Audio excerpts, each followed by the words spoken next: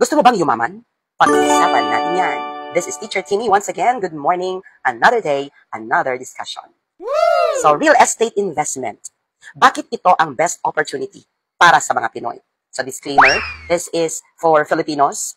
Ideally, para ito sa mga OFWs and their families once again. Kasi nga po, advocate ako ng financial literacy to Filipinos, especially to OFWs and their families here in the Philippines. I am a former OFW. I am currently a teacher, high school teacher. At talaga pong gusto kong mangaral. Kasi nga, nag-train kami ni husband about real estate investment. Wow. Narinig mo na ba ang kasabihang money works for you? Kasi nga, di ba, kapag ikaw ay empleyado, ikaw ang nagtatrabaho para sa pera. You work for money. Whether we admit it or not, the reason why we work is to get paid, to get that salary every month, right? Oh, Why? yes. Why do we need money? Because we have bills to pay. And kung pamilyado kang tao, like me, I'm a mother, may mga anak ka, so mga anak mo nag-aaral, kumakain kayo on a daily basis. Nagta-transport kayo, pupunta sa work, papunta sa school. So, maraming mga bayarin, water, electricity, internet, of course. Right now, Wi-Fi is a need. Kasi nga, research and all that, information, technology, kailangan talaga yan, teknologya. So, well, sa real estate, literal na magtatrabaho ang pera mo para patagalin ang iyong, palaguin ang iyong yaman. At para sa ating mga Pinoy, ito ang isa sa pinaka-practical at pinaka-stable na paraan para makamit ang financial freedom. So focus lang muna tayo kasi we have employment. Marami tayong mga sources ng kaperahan, ng income. Sabi ko nga noon sa isang vlog ko, the quadrant, cash flow quadrant ni Robert Kiyosaki. If you have read his book, Rich Dad, Poor Dad, yan, share ko lang sa inyo. May 4 na sources ng income. And that is the ESBI. So po pwede kang empleyado, pwede kang self-employed, pwede kang businessman, or pwede kang investor. At ang pag-uusapan natin is the 4th one, being an investor. And not just investing, but specifically real estate investing. Bakit nga ba real estate? Ano ang mga bentahe nito? Pag-usapan natin yan, kabayan. Wow! Hindi lang ito pagmamay-ari ng lupa o ari-arian. Ito ay pagmamay-ari ng seguridad, paglago, at kinabukasan. Narito ang ilan sa mga benepisyo or advantages na hatid ng real estate investment para sa ating mga Pilipino. Actually, hindi lang ito para sa mga Pilipino, para sa lahat ito. Number 1, real estate ay solid at nakikita. Unlike stocks or cryptocurrency, ang real estate ay isang tangible asset. It's a solid asset, tangible asset. Nahahawakan mo, nakikita mo. Ito ay isang investment na hindi basta-basta nawawala ang halaga. Sa katunayan, habang lumilipas ang panahon, lalo pa itong nag-a-appreciate. And that's the truth. Wow! Habang tumataas, kahit nakatenga, galawin mo man o hindi, ang real estate. For example, bumili ka ng lupa, maski wala kang improvement dyan, tataas at tataas ang value niyan.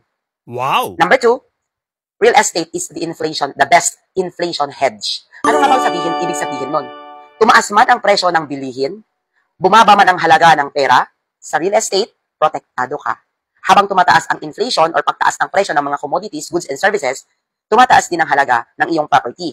At maging ang rental income rate, kunwari nagpaparent ka, real estate property din yon para paupahan. Kumbaga, hindi nalulusaw ang halaga ng iyong ipon. Kasi talagang tumataas ang value.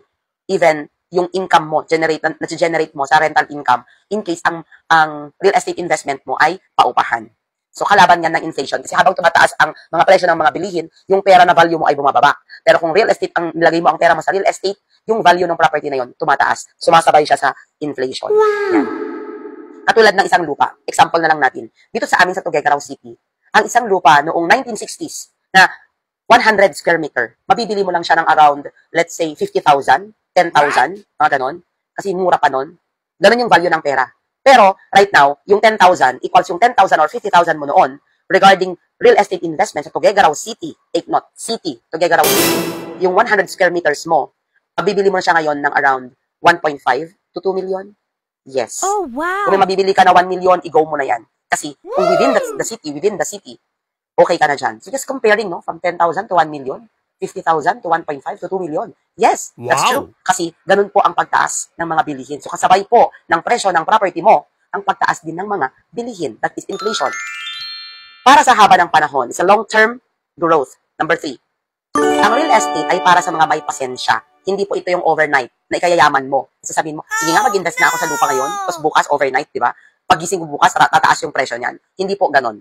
Ang real estate po ay hindi para sa lahat, kasi po ang real estate ay para sa long term or para sa mga may pasensya. Ano nga ba ang pasensya? It is the virtue of waiting for a long time without complaining, of course. Patiently waiting. Yan. Imagine, isang lupa na binili mo, 20 years ang nakakaraan. Ito rin sinasabi ko. Milyon na ang tinaas ng halaga sa ngayon. Ito ang dahilan kung bakit ang real estate ang number 1 choice ng mga mayayaman para palaguin ang kanilang yaman at ipamana sa kanilang mga anak.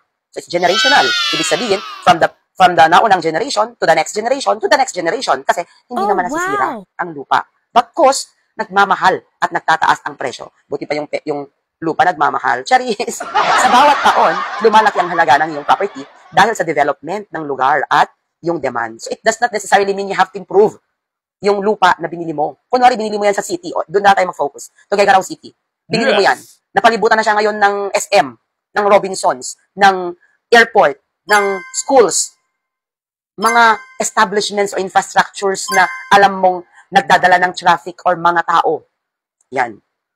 Tataas lalo ang kanyang presyo. That's why if someone offers you a property within yung mga ganong locations, that is location, strategic location, dahil ibig sabihin, maganda ang location. Galawin mo man hindi ang property mo, tataas ang value niyan balang araw.